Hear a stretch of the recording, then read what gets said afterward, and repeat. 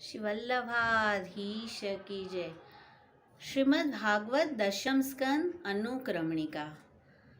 શ્રી વલ્લભે પ્રગટ કરેલો આ ગ્રંથ છે અને સુરદાસજી પરમાનંદાસજીને આપે આ શ્રવણ કરાવ્યો હતો કે જેના દ્વારા આ સેવકોને સમગ્ર ભગવદ લીલા હૃદયારૂઢ થઈ ગઈ હતી. श्री महाप्रभु जी ने दशम स्कंद अनुक्रमणिका सूरदास जी को सुनाई हती. जब सूरदास जी श्री आचार्य चरण के सन्मुख आए तब आप श्री ने कही, सुर कछु भगवत जस वर्णन करो.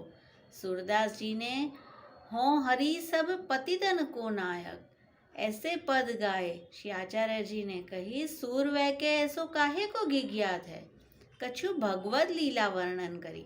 सूरदास जी ने कही, महाराज मैं कच्छु भगवत लीला में समझत नहीं. तब श्री महाप्रभु जी की आज्ञा से सूरदास जी श्री अमना जी में स्नान करी आए. नाम निवेदन के पश्चात श्री आचार्य जी ने सूरदास जी को दशम स्कंद अनुक्रमणिका सुनाई. तब संपूर्ण दशम स्कंद की भगवत लीला उनके हृदय में स्थापित हुई और सूरदास जी ने चकईरी चली चरण सरोवर तथा ब्रज भयो महर के पूत आदि कीर्तन गाए.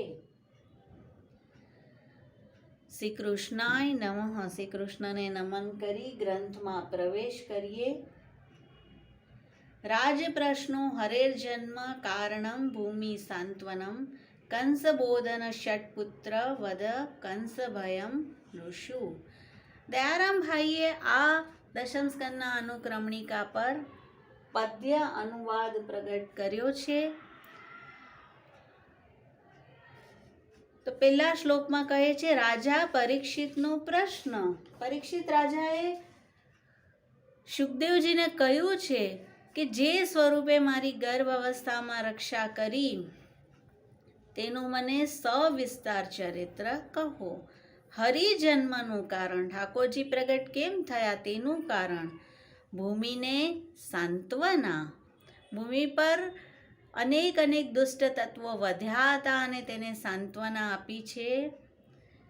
કંસને આકાશવાણીએ જણાવ્યું, કંસને આકાશવાણીએ કહ્યું છે કે તું જે દેવકીજીને લઈ જઈ રહ્યો છે તેના જ પુત્ર દ્વારા તારું મૃત્યુ છે. કંસે ભયથી દેવકીના 6 પુત્રોનો વધ કર્યો. બીજો શ્લોક, માયા જ્ઞાપન દેવાદિ સ્તુતિ કૃષ્ણ સમુદ્ભવ વર્ણનમ કૃષ્ણ રૂપસ્ય વસુદેવસ્ય સંસ્તુતિ. યોગ માયાને ભગવાને આજ્ઞા કરી કે બલરામજી કે જે 7મા ગર્ભ છે તેનું સંકર્ષણ કરીને રોહિણીજીમાં પધરાવો અને પછી યશોદાજીને ત્યાં સુતા થઈને તમે પ્રગટ થાઓ. દેવ આદિની સ્તુતિ, કૃષ્ણનું પ્રાગટ્ય, કૃષ્ણ રૂપનું વસુદેવથી કરાયેલું વર્ણન, વસુદેવજી દેવકીજીથી કરાયેલી સ્તુતિ. ત્રીજો શ્લોક, દેવક્યાદિ પુરાકૃત્ય કથનમ જગદીશિતુ ગોકુલે નયમ કન્યા મારણે તદ વિભાષણમ. દેવકી વસુદેવજીને પહેલાના જન્મોનું કથન. વસુદેવે ભગવાનને ગોકુલ પધરાવ્યા, ગોકુલમાંથી કન્યાને લીધી. કંસે કન્યાને મારવાનો પ્રયાસ કર્યો. માયાએ કંસને કહ્યું કે તને હણનાર તો જન્મી ચૂક્યો છે. ચોથો શ્લોક, સાંત્વનમ વસુદેવસ્ય મોચનમ ભાર્યયા સહ કંસનમ મંત્ર દૈત્યેષુ સાધુ બાલ ઉપદ્રવ. વસુદેવનું કંસને સાંત્વન. આટલા બધા પુત્રોને માર્યા અને આટલી પીડા આપનાર કંસને પણ વસુદેવજી સાંત્વના આપી રહ્યા છે કે જે થયું તે ભગવદ ઈચ્છાથી થયું છે, તું તાને પોતાને દોષિત નહીં માન. ભાર્યા સાથે વસુદેવને છૂટા કર્યા.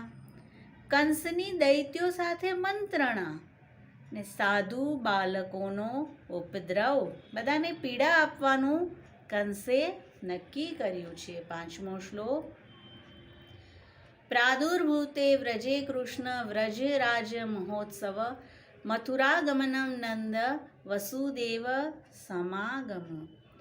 વ્રજમાં કૃષ્ણનો પ્રાદુર્ભાવ, વ્રજરાજ મહોત્સવ એટલે કે નંદ મહોત્સવ, મથુરા ગમન કરીને નંદે વસુદેવનો સમાગમ કર્યો. નંદ વસુદેવ પરસ્પર અત્યંત પ્રીતિથી મળ્યા છે. છઠ્ઠો શ્લોક.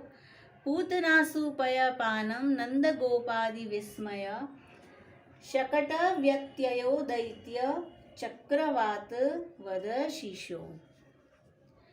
પૂતનાના પ્રાણરૂપી પયપાન.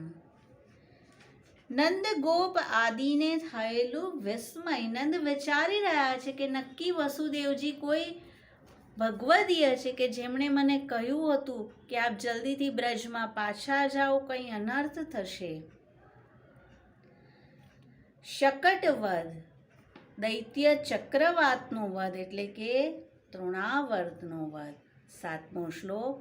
સંલાલને મુખે ધાત્રા જૃંભણે વિશ્વદર્શનમ રામ કેશવયો નામના કર્ણમ કેલી એતયો. શિશુને સ્તનપાન કરાવતા યશોદાજીએ કરેલું સુંદર મુખનું સંલાલન. જૃંભણમાં વિશ્વ દર્શન. ઠાકોરજીએ જૃંભણ લીલા કરી અને માતાને વિશ્વના દર્શન કરાવ્યા છે. રામ કેશવ નામકરણ. બલરામજી અને કૃષ્ણ નામકરણ થયા છે અને તેમની કેલી. આઠમો શ્લોક. દર્શનમ દૌત્યમ ગોપવધુ ગેહે પ્રસંગાદ ભક્ષણમ મૃદ દર્શનમ વિશ્વરૂપસ્ય નંદભાગ્ય પુરા કથા. ધૂર્તવાળું રૂપ. શ્રી ઠાકોરજી દેખાય છે કે ધૂર્ત સમાન લીલા કરી રહ્યા છે, પણ તે કેવલ અને કેવલ નિજ ભક્તના નિરોધ માટે છે. ગોપવધુ ગૃહના પ્રસંગો.